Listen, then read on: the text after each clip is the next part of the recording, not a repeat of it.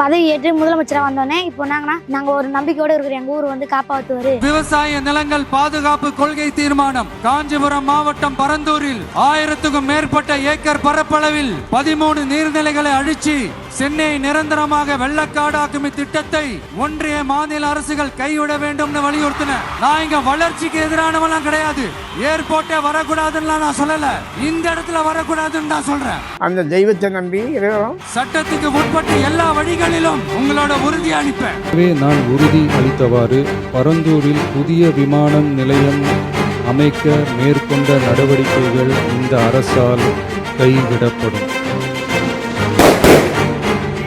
துறை சார்ந்த வல்லுநர்கள் மற்றும் கல்வியாளர்கள் ஆகியோர்களிடம் கலந்தாலோசித்து விவசாய நிலங்கள் மற்றும் குடியிருப்புகளுக்கு பெரிய அளவில் பாதிப்பு ஏற்படாதவாறு புதிய விமான நிலையம் அமைப்பதற்கான பொருத்தமான சில மாற்று இடங்கள் தேர்வு செய்யப்பட்டுள்ளன. அவ்விடங்களில் தொழில்நுட்ப ரீதியான சாத்தியக்கூறுகளை சம்பந்தப்பட்ட துறைகள் மூலம் விரிவான ஆய்வு மேற்கொண்டு புதிய விமான நிலையத்திற்கான இடம் விரைவில் இறுதி செய்யப்படும். தானுனை நினைத்தால் கண்ணில் கண்ணீர் மழை வருமே. யாரோ யாரோ நீ யாரோ.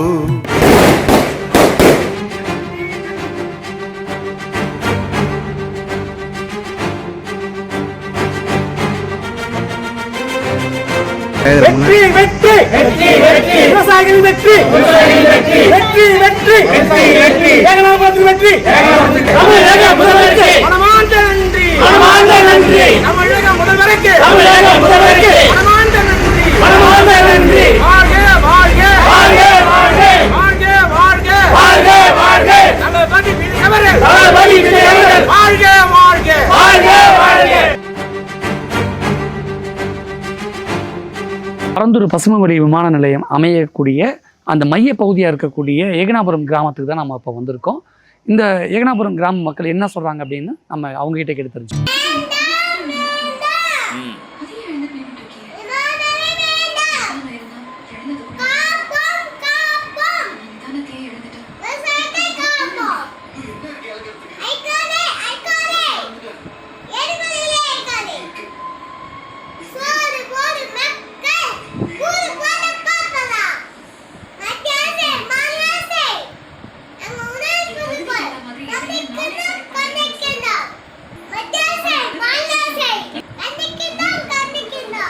இப்போ பார்த்தீங்கன்னா எங்கள் ஊரில் வந்து ஏர்போர்ட் வந்து சொன்னாங்க.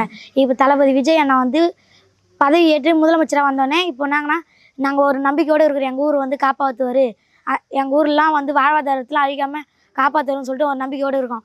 இப்போ ஏர்போர்ட் வந்து இப்போ இங்கே ஏர்போர்ட் வந்து மேலேயே பறக்க போகிறோம். எங்கள் வாழ்வாதாரம் அழிஞ்சு போகுது. நாங்கள் சேத்துல கால் வச்சு தான் நீங்களாம் சோத்தில் கை வச்சு சாப்பிட முடியும். இப்போ வந்து எங்கள் வாழ்வாதாரம் போகுது. நாங்கள் இந்த இடத்துல படிக்கிற பள்ளிலாம் அழிஞ்சு போகுது. இந்த இடத்துல படித்து நாங்கள் பெரிய ஆள் ஆகணும்னு நினைக்கிறோம். ஸ்டாலினை வந்து நினைவு சின்னமாக பேனர் சின்னமாக வைக்கிறாரு. அதுமாதிரி நாங்கள் எங்கள் ஸ்கூலில் நாங்கள் நினைவு சின்னமாக வைக்கலையா?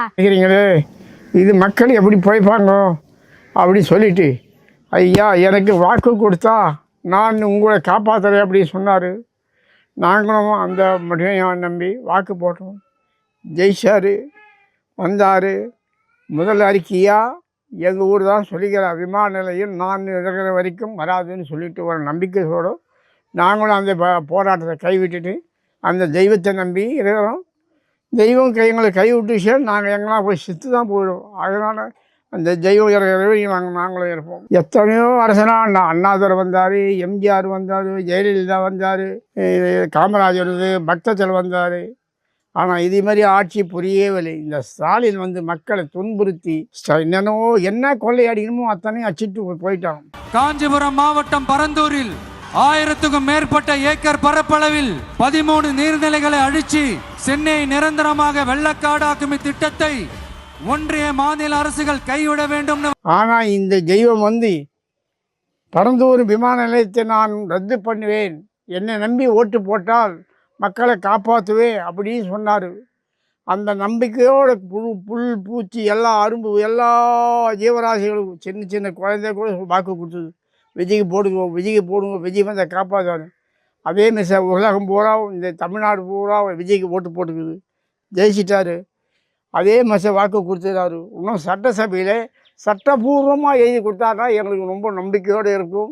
அதனால் நாங்கள் விஜயை நம்புகிறோம். ஏர்போர்ட் வந்து இது மறுபடியும் வரப்போகுதுன்னு சொன்னாங்க. விஜய் அண்ணா வந்து முதலமைச்சர் ஆகிட்டாரு.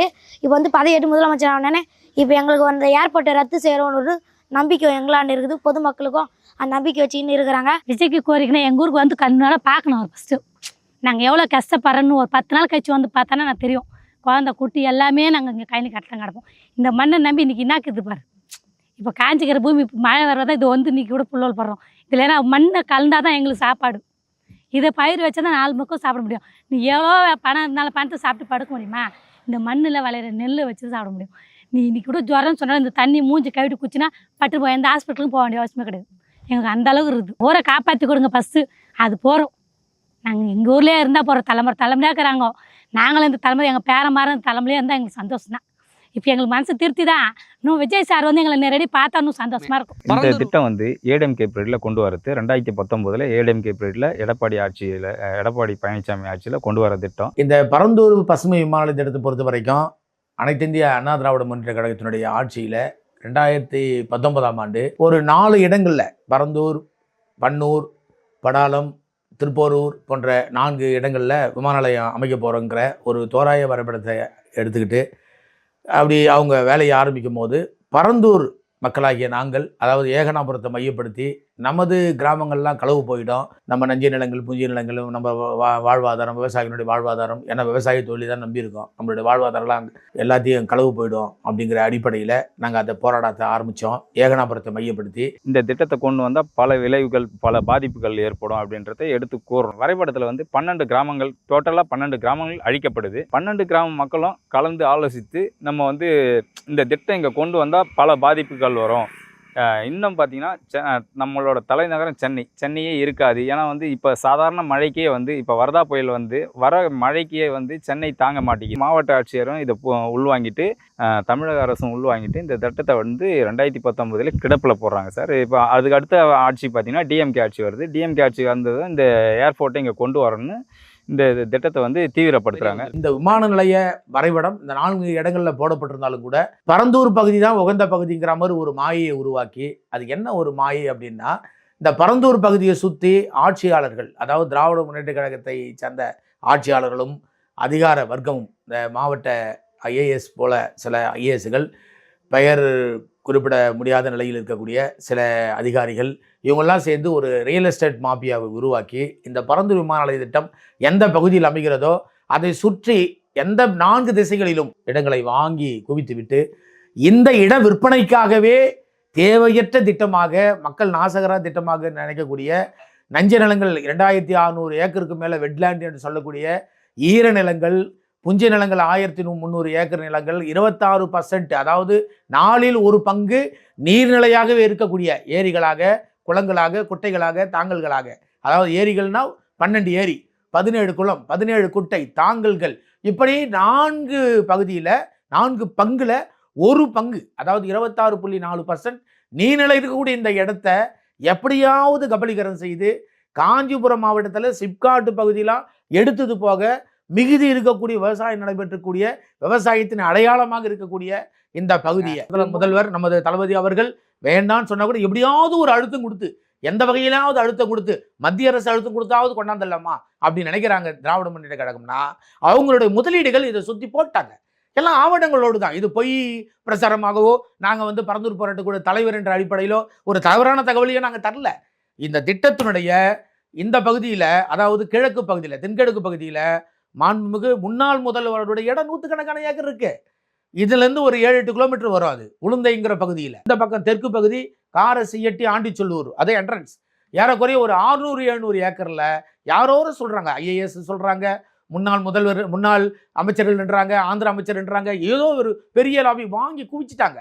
எல்லாம் உள்ள நீங்கள் போய் பார்த்தீங்கன்னா யார் வேணாலும் போய் பார்க்கலாம். நீங்கள் ஆர்ச்சி போட்டு நகரை போட்டு ஒரு 3 கிராமம் உள்ளடக்கின மாதிரி பறந்து பட்டால உள்ள ரியல் எஸ்டேட் எல்லாம் ஃபுல்லாக பயங்கர ரேட்டில் ஒரு 250 ரூபா 300 ரூபா சதுரடி போன விஷயங்கள்.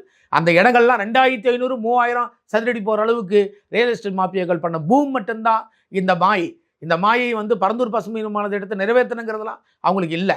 அந்த வளர்ச்சி திட்டம், அந்த திட்டம், இந்த திட்டம்னு சொல்லிக்கிட்டு சுற்றி போட்ட முதலீடுகளை விற்கணும், விற்பனை பண்ணணுங்கிறது தான் அவங்க கண்ணுக்கு தெரியுதே தவிர மீதி அவங்க கண்ணுக்கு தெரியல. இதற்கு மேலே விமான பாதுகாப்பு ஆலோசகர்களாக இதுக்கு முன்னால் இருந்தவர்கள் எல்லாம் பரந்தூர் பகுதி உகந்த பகுதி இல்லை என்று பல்வேறு கட்டுரைகள் மூலம் வெளியிட்டிருக்கார்கள். இதையும் மீறி மேலே ஐரோப்பா கண்டத்திலிருந்து வரக்கூடிய அந்த பறவைகள், ஒருவேளை பரந்தூர் என்பதுதான் பறவைகள் பறந்து வருகின்ற ஊர் பரந்தூர் என்பதா அறியப்பட்டதோ என்று எங்களுக்கு தெரியவில்லை. அந்த ஐரோப்பா கண்டத்திலிருந்து வேடந்தாங்கல் சரணாலயத்துக்கு வரக்கூடிய பறவைகளுடைய வழித்தடம் இதுதான், இந்த பகுதி தான், இப்படி தான் அந்த பறவைகள் பறந்து இங்கே இருக்கக்கூடிய செங்கற்பட்டியில் வேடந்தாங்கல்ல செல்கிறது என்பது வரலாற்று உண்மை. பறவையியல் நிபுணர்கள் தடுக்கிறார்கள், இங்கே பரந்தூர் விமானத்தை அமைக்காதீர்கள், அது பறவைகளுக்கு மிகவும் பிரச்சனையாக இருக்கும் என்று. நீருக்கு பிரச்சனை, விவசாயத்துக்கு பிரச்சனை, கால்நடைகளுக்கு பிரச்சனை, பறவைகளுக்கு பிரச்சனை, வாழ்வாதாரத்துக்கு பிரச்சனை, கிராம மக்கள் குடியிருப்புகளுக்கு பிரச்சனை, பண்பாட்டு பிரச்சனை, எல்லா பிரச்சனைகளாக இருக்கக்கூடிய நாசகார திட்டமான எந்த வளர்ச்சிக்கும் உதவாத வளர்ச்சி என்று கதிரையிலே மீனம்பாக்கம் விமான நிலையமாக 1300 ஏக்கர் என்று சொல்கிறார்கள். மும்பை 1300 ஏக்கர் என்று சொல்கிறார்கள். மும்பை விமான நிலையத்தில் ஆயிரக்கணக்கான விமானங்கள் இறங்கி ஏறுகின்றன. ஆனால் சென்னை விமான நிலையத்தில் ஒரு 300-400 விமானங்கள் தான் இறங்கி ஏறுவதாக அறிகிறோம். ஏன் நீங்கள் அதை அதிகமாக உபயோகத்துக்கு கொண்டு வாருங்கள், அதை நிர்வாகப்படுத்துங்கள், அதை மேலாண்மை செய்யுங்கள், ஏன் அதை மறுக்கிறீர்கள்?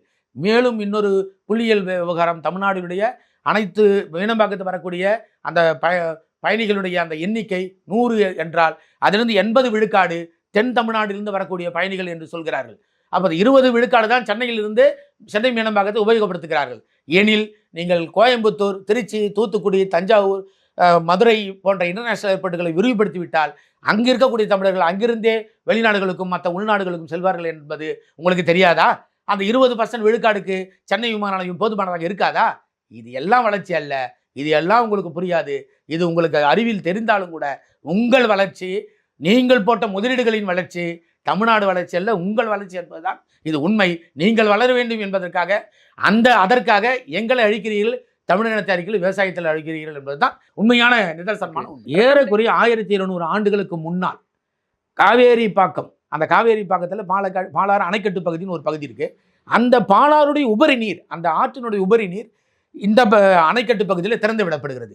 அந்த திறந்து விடப்படுகிற அந்த நீர் ஒரு கம்பன் கால்வாய் 1200 ஆண்டுகளுக்கு முன்னாடி கம்பவர்மன், பல்லவ மன்னன் கம்பவர்மனால் அது விவசாயத்துக்காக வெட்டப்பட்ட ஒரு நீண்ட நெடிய அகலமான ஒரு கால்வாய். அந்த கால்வாய் அங்கிருந்து அதில் அந்த தண்ணியை சுமந்துக்கிட்டு இருபுறங்களிலும் இருக்கக்கூடிய 85 ஏரிகளை நிரப்பி விவசாயத்தை செழிக்க வைக்குது.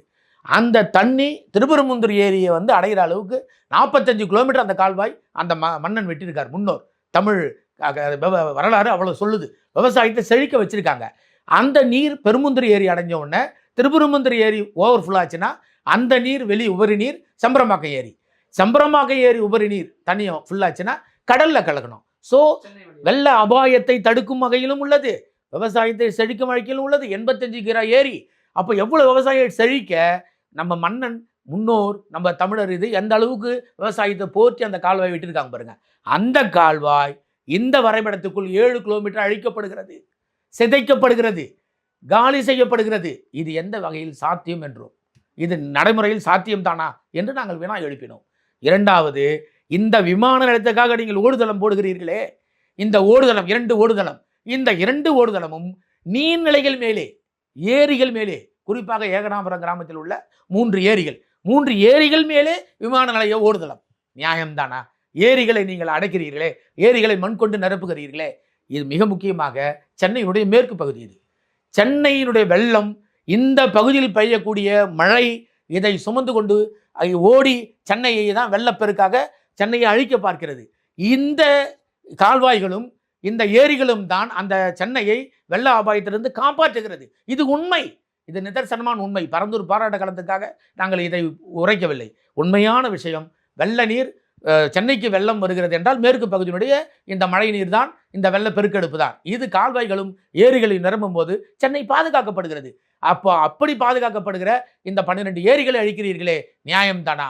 ஏரிகள் மீது ஓடுதளத்தை போடுகிறே, நியாயம் தானா என்று கேட்கிறோம். பதில் இல்லை. இதற்கு பிறகு இதனுடைய பக்கத்திலே ஒரு 15 கிலோமீட்டர் ஏர் டிஸ்டன்ஸ் என்ற அளவிலே அரக்கோணத்திலே கடற்படை, தென்னிந்தியாவினுடைய கடற்படை விமான தளம் உண்டு.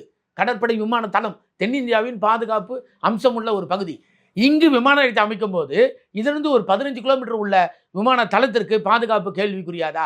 இதை கேட்கிறோம், இதையும் கேட்டோம். இதற்கு பிறகு ஒவ்வொரு ஏரியிலிருந்தும் வரக்கூடிய உபரி நீர், ஏரியிலிருந்து வெளியேறக்கூடிய உபரி நீர் பரந்தூர் ஏரியினுடைய அந்த பகுதியிலிருந்து ஒரு ஓடை, அந்த ஓடை அத்தனை உபரி நீரையும் சுமந்து கொண்டு கூவம் ஏரி அடைந்து, கூவம் ஏரியிலிருந்து கொசஸ்தலை ஆறுக்கு அடைந்து, கொசஸ்தலை ஆறு கடலுக்கு கலக்கிறது.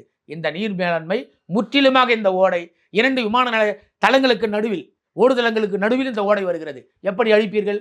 ஒரு 13 கிராமத்துக்கு இந்த மாதிரி 5700 ஏக்கருக்கு ஒரு இந்த வரைபடத்திலே நீங்கள் ஒரு கட்டிடங்களாலும் இந்த காம்பவுண்ட் என்கின்ற அந்த கட்டிடங்களாலும் நீங்கள் செங்கற்களால் நிரப்பிவிட்டு தரைகளெல்லாம் நீங்கள் தளங்களாக மாற்றிவிட்டு அத்தனையும் செமெட்டுகளாக போட்டுவிட்டால் இந்த தண்ணீர் எங்கு செல்லும், எங்கு மடை மாறும், என்ன நிலைமை ஆகும், கற்பனைக்கு கூட எட்டாத அளவுக்கு அபாயத்தை உருவாக்கிவிடும். மக்கள் அழிவார்கள், விவசாயம் அழியும், சென்னை அழியும். இதை தான் சொல்கிறோம். இந்த அறிவற்ற அரசியல்வாதிகள், இதற்கு முன்னால் இருந்தவர்களை சொல்கிறேன், உள்வாங்க மறுத்தார்கள். என்ன பிரச்சனை என்பது அவர்களுக்கு தெரியவில்லை. இதுதான் உண்மை நிதர்சனம். இதையெல்லாம் ஆவணங்களோடு எடுத்து பிறகுதான் மச்சந்திரநாதன் ஐயா அவர்கள் தலைமையிலே ஒரு IAS அவருடைய தலைமையிலே ஒரு கமிட்டியை அமைத்தார்கள். இதெல்லாம் உண்மைதானா, இவர்கள் சொல்கின்ற விஷயம் எல்லாம் உண்மைதானா? 2 முறை தலைமைச் செயலகத்திலே நாங்கள் ஆலோசனையிலே அமைச்சர்களிடத்திலே நாங்கள் பேச்சுவார்த்தைக்காக அழைத்த போது இதை எடுத்து சொன்னோம். எல்லாத்தையும் அப்பொழுதுதான் குறிப்பிடுகிறார்கள். அப்பொழுதுதான் குறிப்பெடுத்து கொண்டு இதற்காகத்தான் அமைக்கப்பட்டது மச்சந்திரநாதன் கமிட்டி. அந்த கமிட்டியினுடைய அறிக்கை RTIயில் கேட்கும்போது மாநில அரசினுடைய பொருளாதாரத்துக்கு தடையாக இருக்கும் அந்த அறிக்கை நாங்கள் தரமாட்டோம் என்று தடுத்து விட்டார்கள், மறைத்து விட்டார்கள். மக்களுக்கான திட்டம், வளர்ச்சிக்கான திட்டம்னு சொன்னாங்க. உடனே நாங்கள் RTIயில் பதிவு பண்ணுறோம். மச்சந்திரநாதன் அறிக்கையின் தரவுகளை வெளியிடுமாறு அவங்க மச்சந்திரநாதன் அறிக்கையை வெளியிட்டால் இந்த திட்டம் பாதிக்கப்படும் அப்படின்றத தெளிவாக தராங்க. இந்த திட்டத்தை இங்கே கொண்டு வந்தால் பல விளைவுகள் ஏற்படும் அப்படின்றத அவங்க அறிக்கையாக கொடுத்துருக்கலாம். ஆனால் RTI தகவலில் நாங்கள் கேட்டால் இந்த திட்டத்தை, இந்த அறிக்கையை வெளியிட்டால் தமிழ்நாட்டின் வளர்ச்சி பாதிக்கப்படும் அப்படின்ற ஒரு அறிக்கையை தான் எங்களுக்கு தராங்க. இதை தான் இந்த பரந்தூர் போராட்ட குழு 3 வருஷமாக ஒரு 1200 நாட்களாக போராடிட்டு இருந்தோம் சார். இதை தான் வந்து வெளி உலகத்துக்கு கொண்டு சென்றோம். எல்லா அரசியல் தலைவரும் பார்த்தோம், எல்லாருமே வந்து ஆதரவு தெரிவித்தாங்க. ஏன்னா ஆதரவு தெரிவிக்கிறாங்கன்னா என்ன பிரச்சனை இருக்குது அப்படி ஃபஸ்ட்டு உள்வாங்குறாங்க. ஓ, இவ்வளோ பெரிய பாதிப்பு இருக்கா, இவ்வளோ ஏரி இருக்கா, குளம் இருக்கா, விவசாயம் நல்லா இருக்கா, ஓடை பகுதி இருக்கா, கம்மன் கால்வாய் இருக்கா, இதெல்லாம் உள்வாங்குறாங்க. எல்லாரோட தகவலும் நம்ம வந்து வாய்மொழியாக சொல்ல சார், எல்லாருக்கும் வந்து தகவலாக கொடுத்துருக்குறோம். இன்னும் குறிப்பாக இன்னொரு கருத்தை சொல்லணும்னா, தமிழ்நாட்டில் காவிரி படுகையில் காவிரி டெல்டான்னு சொல்லக்கூடிய அந்த பகுதியில் காவிரி நீர் வந்தால் மட்டும்தான் அங்கே விவசாயம். அதுக்கு தான் நம்ம போராடுறோம். பல்வேறு பிரச்சனைகள் கர்நாடகாவுக்கு தமிழ்நாடுக்கு நடக்குது. ஆனால் இங்கே காவிரி நீர் மாதிரி எந்த நீரும் இங்கே தேவைப்படாத விவசாயம். மழை பெய்யும், ஏரிகளில் நிரம்பும், ஏரிகளிலிருந்து மதகு வழியாக கால்வாய் வழியாக நீர்ப்பாசனம் நடக்கும், வயல்களில் போகும், முப்போக விளையும். தற்சார்பு பொருளாதாரத்தோட விவசாயிகள் நெஞ்சு நிமிர்த்தி சுதந்திரமாக சுய பொருளாதாரமாக தன் வேலை உண்டு தான் உண்டுன்ற மாதிரி விவசாயத்தை தவிர எதுவும் அறியாத அந்த மக்கள் எல்லாம் விவசாயம் பாதிக்கப்படுகிறது. இந்த ஏரியாவை களவு பண்ணுறாங்களே, ரியல் எஸ்டேட்டுக்காக அந்த மாஃபியாக்கள் சேர்ந்து திட்டங்கிற பகுதியில் மாயையாக உருவாக்கி இங்கே தான் பறந்து விமான நிலையத்தை அமைக்கணும், இந்த பகுதி தான் உகந்த பகுதின்னு தேவையற்ற மாயை உருவாக்குறாங்களேங்கிற அடிப்படையில் ஏகனாபுரம் கிராமம் மொத்தமாக 905 ஏக்கர் ஏகனாபுரத்தினுடைய முழு பரப்பளவும் இதில் வந்து காணாமல் போகுது, முகவரி காணாமல் போகுது, பண்பாடு காணாமல் போகுது, கலாச்சாரம் காணாமல் போகுதுங்கிற அடிப்படையில் தான் ஏகனாபுரத்தை மையப்படுத்தி நாங்கள் போராட ஆரம்பித்தோம். கம்பவர்மனால் வெட்டப்பட்ட கால்வாய், அது சென்னைக்கு குடிநீர் ஆதாரமாக விளங்கக்கூடிய கால்வாய். 84 ஏரிகளுக்கு நீரை சுமந்துக்கிட்டு வருது. காவேரி பக்கத்தில் ஏற்படுற வெள்ள நீரை சுமந்துக்கிட்டு 84 ஏரிக்கு நீரை நீராதாரமாக விளங்குது. ஃபில் பண்ணிவிட்டு ஸ்ரீபெரும்புதூர் ஏரி போகுது சார். ஸ்ரீபெரும்புதூர் ஏரியிலேருந்து செம்பரம்பாக்கம் ஏரிக்கு போகுது அந்த கால்வாய் மட்டுமே. செம்பரம்பாக்கம் ஏரிக்கு போயிட்டு செம்பரம்பாக்கத்தில் ஏற்படுற உபரி நீரை கடலுக்கு கலக்கிற மாதிரி ஒரு வடிகால் அமைப்பை கம்பவர்ம மன்னனால் உருவாக்கிறாங்க. அந்த கால்வாய் வந்து கிட்டத்தட்ட பார்த்திங்கன்னா இந்த வரைபடத்தில் 7 கிலோமீட்டர் தடுக்கிறாங்க சார். தடுத்தா அதனால் சுற்றி இருக்கிற கிராமம் வெள்ளத்தில் முழுகக்கூடிய அபாயம் இருக்குது. அதே போல் சென்னைக்கு குடிநீரை சுமந்துக்கிட்டு போகிற அந்த வழியை தடை பண்ணுறாங்க. தடை பண்ணுறதால சென்னைக்கு குடிநீர் வறட்சி காலத்தில் குடிநீர் தட்டுப்பாடு ஏற்படும்ன்றத இந்த போராட்டக்குழு பல வகையில் வந்து எடுத்து சொல்லிட்டோம். ஆனால் இப்போ ஆண்ட கட்சி DMK கட்சிக்காரங்க யாரும் புரிஞ்சிக்கல. இப்போ இருக்கிற முதல்வர் புரிஞ்சிக்கிட்டு இந்த திட்டத்தை இங்கே ரத்து பண்ணுவார்னு முழு நம்பிக்கையாக இருக்கிறோம். இப்போ சாதாரண மழை தான், ஒரு நாள் மழைக்கு இங்கே எப்படியாப்பட்ட வெள்ளப்பெருக்கு ஏற்படுறதுக்கு பாருங்கள். இந்த இடத்துல வந்து விமான நிலையம் அமைச்சா எவ்வளோ பெரிய பாதிப்பு வரும்ன்றது தான் இந்த போராட்டக்குழுவோட கோரிக்கையே. போராட்ட களங்கள் பல்வேறு வகையில், அதாவது மொட்டை அடிக்கும் போராட்டம், பிசி எடுக்கும் போராட்டம், சாலை மறியல், உண்ணாவிரதம், நீர்நிலையில் இறங்கும் போராட்டம், வயலில் இறங்கும் போராட்டம், என்னென்ன போராட்ட வடிவங்கள் இருக்கிறதோ அத்தனை போராட்டங்களையும் நாங்கள் களம் கண்டோம். ஆனாலும் கூட திராவிட முன்னேற்ற கழக அரசு மக்களுடைய அந்த போராட்டத்தை செவிசாய்க்காமல் இருந்த நிலையில்தான் 2024 ஆண்டு ஜனவரி 20 வாக்கில் மதிப்புமிகு தற்பொழுதைய தமிழகத்தினுடைய முதல்வராக பதவியேற்றுள்ள தமிழக வெற்றி கழகத்தினுடைய தலைவர் அவர்கள் முதலில் மக்கள் சந்திப்பு, தன் கட்சி ஆரம்பித்து மக்கள் சந்திப்பு என்ற அடிப்படையிலே பரந்தூர் பகுதிக்கு வந்து போராட்டக்குழு சந்தித்தார். எங்கள் பிரச்சனையை உள்வாங்கினார். நாங்கள் எதற்காக போராடுகிறோம் என்று அவர் கேட்டறிந்தார். இங்கு இருக்கக்கூடிய சவால்கள், பரந்தூர் விமான நிலையத்தை அமைக்க முடியாமல் என்ன சவால்கள் இங்கு இருக்கிறது, எந்தெந்த சவால்கள், அதை அத்தனையும் அறிக்கையாக நாங்கள் கொடுத்த விவரங்களை, ஆவணங்களை உள்வாங்கினார். அந்த அடிப்படையில் நான் துணை நிற்கிறேன், கவலைப்படாதீர்கள் என்று ஒரு உறுதிமொழி அளித்தார். அந்த உறுதிமொழி அடிப்படையிலே யோகபித்த நடந்து முடிந்த சட்டமன்ற தேர்தலிலே யோகபித்த அளவுக்கு மக்கள் ஆதரவோடு வெற்றி பெற்றார். வெற்றி பெற்ற உடனேயே நம்மளுடைய தலைமைச் செயலகத்திலே அவர் ஆட்சி பொறுப்பேற்ற ஒரு 4 நாட்களில் ஒரு ஆய்வுக் கூட்டத்தை நடத்தி, இந்த பகுதியிலே பத்திரப்பதிவு எல்லாம் செய்யாதீர்கள், விமான நிலைய திட்டம் நிறுத்தப்படும், இந்த திட்டத்தை வேறு ஒரு பகுதிக்கு கொண்டு செல்லலாம் என்று ஆய்வுக் கூட்டத்திலே அறிவித்தார். அந்த அறிவிப்பு எங்களுக்கு எங்களுக்கு வந்த செய்தி அடிப்படையில் இந்த பகுதி மக்கள் எல்லாம் பரவாயில்லை, நமது முதல்வர் வந்த பிறகு நமக்கு நம்முடைய பிரச்சனையை, நீண்டகால பிரச்சனையை, வாழ்வாதார அந்த வாழ்வையே நாசமாக்கக்கூடிய அந்த நாசகர திட்டத்தை தடை செய்திருக்கிறார் என்பதை அறிந்து மிகவும் மகிழ்ச்சியோடு 2019க்கு முன்னால், இந்த திட்டம் வருவதற்கு முன்னால் மக்கள் எப்படி மகிழ்ச்சியோடு இருந்தார்களோ அந்த மகிழ்ச்சி மனநிலையிலே சந்தோஷமாக காத்திருக்கிறோம். அந்த நமது தளபதி அவர்கள் அரசாணை அது வெளியிட்டு விட்டால் இன்றும் மகிழ்ச்சியாக இருக்கும், இன்னும் மனமகிழ்ந்து இருப்போம் என்ற அடிப்படையிலே இந்த தகவலுக்கே நாங்கள் மகிழ்ந்திருக்கிறோம்.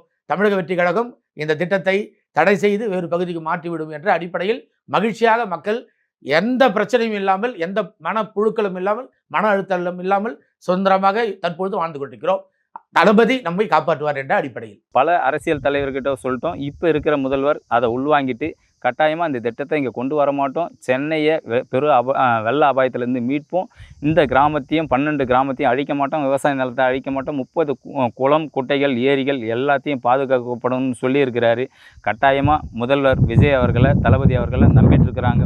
முழுமூச்சியாக ஏகனாபுரம் கிராம மக்கள் முழுமூச்சியாக முதல்வரை நம்பிட்டு இருக்கிறாங்க. தளபதி முதல்ல மக்கள் சந்திப்பில் கொடுத்த உறுதிமொழி அவருடைய, அதாவது இதை என்ன சொல்ல வரேன்னா, நம்ம எம்ஜிஆர் காலத்தில் மதிப்புமிகு தமிழக முன்னாள் முதல்வராக எம்ஜி ராமச்சந்திரன் ஐயா அவர்கள் அனைத்து இந்திய அண்ணா திராவிட முன்னேற்ற கழகத்தை ஆரம்பித்து அவர் சில போராட்டங்களை அந்த நிலையில் ஒரு முன்னெடுத்திருக்கலாம். அவர் எப்படி மக்கள் செல்வாக்கு மிக்க தலைவராக மாறி முதல்வராக வந்தாரோ அந்த மாதிரி மக்கள் போராட்டத்தை கையில் எடுக்கும்போது தமிழக வெற்றி கழகத்தினுடைய வரலாற்றில் அது ஒரு வரலாற்று பதிவாகவே மாறிடுச்சு. ஏன்னா முதல் சந்திப்பே பரந்தூர் தான், மக்களை வெளிவந்து சந்தித்ததே பரந்தூர் தான். முதல் கொடுத்த உறுதிமொழியை பரந்தூர் உறுதிமொழி தான், இந்த திட்டத்தை கைவிடுவன்னு. விவசாயிகளுக்கு கொடுத்த முதல் உறுதிமொழி தளபதி வாயிலிருந்து, தளபதி உணர்வுலேருந்து, மனசுலேருந்து வந்த உறுதிமொழி அதுதான்.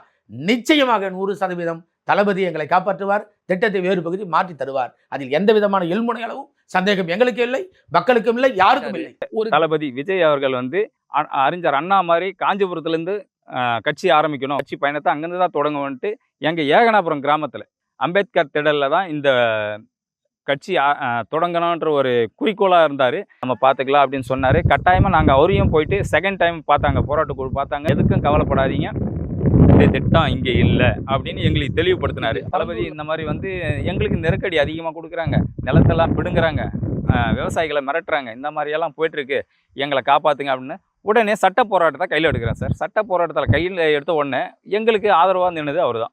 முதல்வராக உட்காந்து ஒரு 4 நாட்கள் பரந்தூரை பற்றி, அந்த ஏர்போர்ட்டை பற்றி பேச ஆரம்பித்து, இந்த திட்டத்தை இங்கே நடைமுறைப்படுத்தக்கூடாது, இப்போதைக்கு நிலம் கையகப்படுத்த எந்த ஒரு வேலையும் செய்யக்கூடாதுன்னு தற்காலிகமாக நிறுத்தி வச்சார். அதுவே பெரும் மகிழ்ச்சி எங்களுக்கு. தற்போதைய முதல்வர் புரிஞ்சுக்கிட்டார், எங்களுக்காக முன்னிப்பார். ஏன் நீங்கள் திராவிட முன்னேற்ற கழகம், நீங்கள் தான் ஏற்கனவே பல நாசகர திட்டங்கள்லாம் கொண்டு வந்தனால்தான், நீங்கள் பண்ண ஊழல் தான் மக்கள் ஒதுக்கி வச்சுட்டாங்க. மீண்டும் ஏன் இந்த மக்கள் நாசகர திட்டத்தை கொண்டு வரணும்னு பார்க்குறீங்க? மத்திய அரசுக்கு அழுத்தம் கொடுக்குறீங்க, பாராளுமன்றத்தில் கேள்வி கேட்குறீங்க. இப்போ பாராளுமன்றத்திலையும் மத்திய அரசு என்ன சொல்லிச்சுன்னா தெளிவான விளக்கம் கொடுத்துருக்காங்க. இந்த திட்டத்தை பொறுத்தவரை நிலம் கையகப்படுத்துதலோ இல்லது நிதியோ, நிதி மேலாண்மையோ, மற்ற விஷயங்களோ, அது எல்லாம் அனுமதி பெறக்கூடிய விஷயங்களோ, மத்திய அரசுக்கிட்ட அனுமதி பெறக்கூடிய விஷயங்களோ அத்தனையும் மாநில அரசை சார்ந்தது அப்படின்னு தெளிவுபடுத்திட்டாங்க. எங்ககிட்ட ஒன்றும் இல்லைங்கிறாங்க, எங்ககிட்ட எதுவும் வர வேண்டியது இல்லைன்றாங்க. கோரிக்கை கூட அவங்க தர வேண்டியது, அதாவது இதுவரைக்கும் எந்த கோரிக்கையும் தமிழ்நாடு அரசிலிருந்து வரவில்லைன்னு ஏன் சொல்கிறாங்கன்னா, கோரிக்கை இவங்க செலுத்த வேண்டியது கூட இல்லை.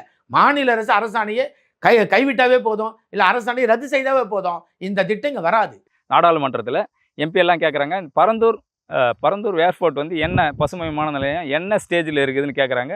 அதுக்கு வந்து இன்னும் தமிழக அரசுலேருந்து எழுத்துப்பூர்வமான எந்த ஒரு பதிலும் அளிக்கலை அப்படின்னு சொல்லிட்டு இருக்கிறாங்க. ஆனால் இந்த போராட்டக்குழுவும் சரி, ஏகனாபுரம் கிராம மக்களும் சரி, இந்த 12 கிராம மக்களும் விஜய் அவர்களையும் தளபதி அவர்களையும் இப்போ இருக்கிற முதல்வரை கட்டாயமாக நம்பிட்டு இருக்கிறாங்க. விவசாயிகளை காப்பாற்றுவார்னு முழு மூச்சாக நம்பிட்டு இருக்கிறோம். இன்னும் அந்த நம்பிக்கையில் தான் இருக்கிறோம். முதல்வர் கட்டாயமாக ஏகனாபுரம் கிராம மக்களையும் 12 கிராம மக்களையும் காப்பாற்றுவார்னு முழுமூச்சா நம்பிக்கையாக இருக்குது. இந்த ஊர் முழுக்க நம்ம ட்ராவல் பண்ணிட்டோம். அவ்வளோ பசுமை, எங்கே பார்த்தாலுமே பசுமை போர்த்திய புல்வெளி மாதிரி தான் காட்சி அளிக்குது. பேர் என்னமோ பரந்தூர் பசுமை வெளி விமான நிலைய திட்டம் தான். ஆனால் 7.5 கிலோமீட்டருக்கு ஒட்டுமொத்த பசுமையை அழிச்சிட்டு பசுமை வெளி விமான நிலைய திட்டம்னு சொன்னால் அது எப்படி இருக்குது?